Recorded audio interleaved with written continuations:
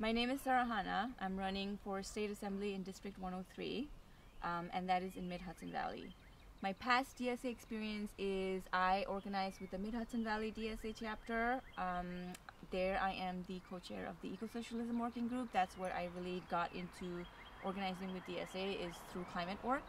And then I am also the co-chair of the Ulster County committee there, because we do work in 3 counties and Ulster is the one where I live. And through our Eco-Socialism working group, I became involved in the Public Power Coalition campaign that has a lot of DSA chapters, so that's been my primary focus of work. So coming out of the legislative session last year, we worked on many campaigns that were statewide with DSA chapters. Tax the Rich was one of them, Public Power was one of them, New York Health Act was one of them, and what we really realized is that if we do not build power statewide, if we don't have a DSA presence that has strength statewide, that is difficult to win, because when the momentum is just coming from the city, it's sort of the incomplete strategy to win, because up here you can very easily pit issues as like, oh, that's a downstate issue, that's an upstate issue, when in reality it's not. Like, the major issues that we want are all the same across the state. So we really came away with the learning that we need to have a statewide power, not just electorally, but just in terms of organizing.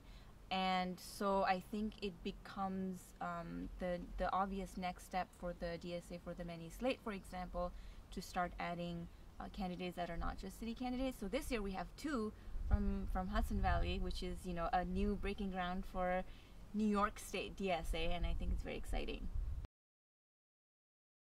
I think that it's, when you run as a DSA candidate, it's really an in-house race. It's really standing for all of the platform that DSA stands for. It's not just one person trying to have his or own vision of a progressive agenda. It's what the organization stands for, you know. And I think right now we have an elected bloc in our state legislature that have been very effective as a DSA bloc, and really making sure that what the organization is fighting for is, you know, the electeds are held accountable to fight for those things, and it's been working really great.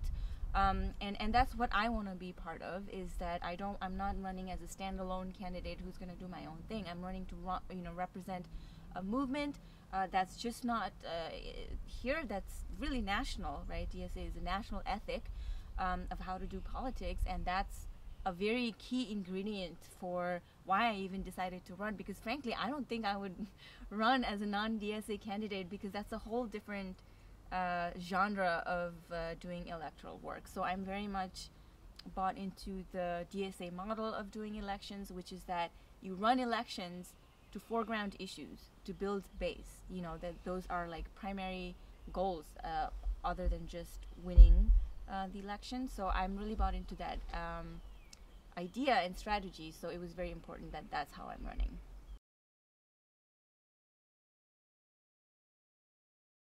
I really feel like, you know, because I am more focused on the state legislature side, even in terms of my organizing, but I think it's really, you know, remarkable that we sent a total of 6 people to state legislature, like, and I feel like after Julio Salazar, we sort of did it like it was no big deal. Like, they just, you know, Jabari and then the 4 more people. And I think that's incredibly successful to have that presence in the state legislature, because I think as a block of 6, they've been able to push on so many things that really would not have that push. And even right now, I just watched Jabari's vote on the budget, and it was very strong. Like, that's a stance that now you can take in front of the state legislature, which is, you know, is very powerful for that voice to be represented inside the halls of Albany. And it should be the norm. Like, it shouldn't be just one person doing it. That should be the standard of how we do politics.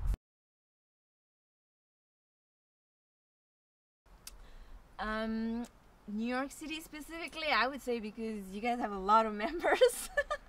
There's just people just flood to come out and canvass for whoever it is. You know, I've seen one picture of the AOC canvas shift that was just like an ocean of people. And I think that, you know, the strength to our electoral work is you have to turn out people to do the thing that they really believe in. that will be like never be met by paid canvassers that other campaigns will use.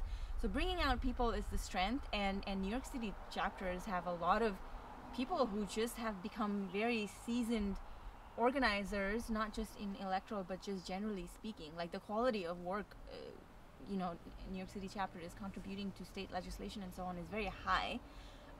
So I think you have a lot of members, but in a small chapter like ours, we have been able to mobilize the most members that we have so far through this campaign.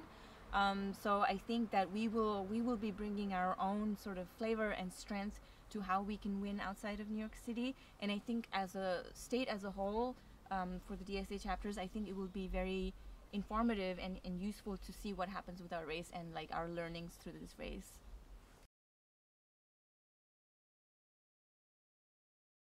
There have been so many memorable interactions that have occurred through this campaign. I love canvassing. I can think of two things.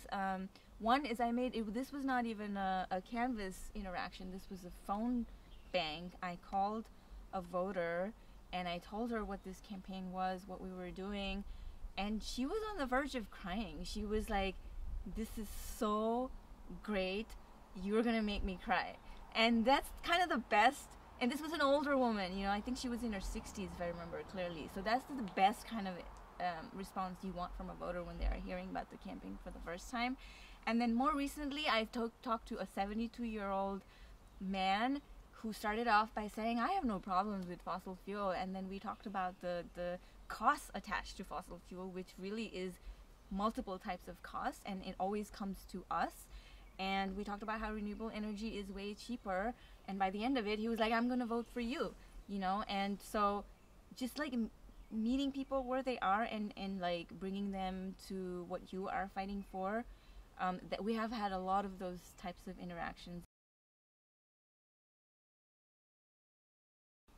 Yeah, I think that what this week's budget negotiations have really shown is that the challenges that we have identified as an organization and our organization's allies are correct. Those are the challenges, which is that we have a government that's completely closed doors, makes negotiations and deals behind closed doors, and it leaves out everything that people want, that people are ready for. All of these things are things that poll high: universal health care, banning fossil fuel, investing in renewable energy, making housing affordable. These are all very popular platforms, and for whatever reason, every time people in Albany have closed door conversations, those are the things that get left out.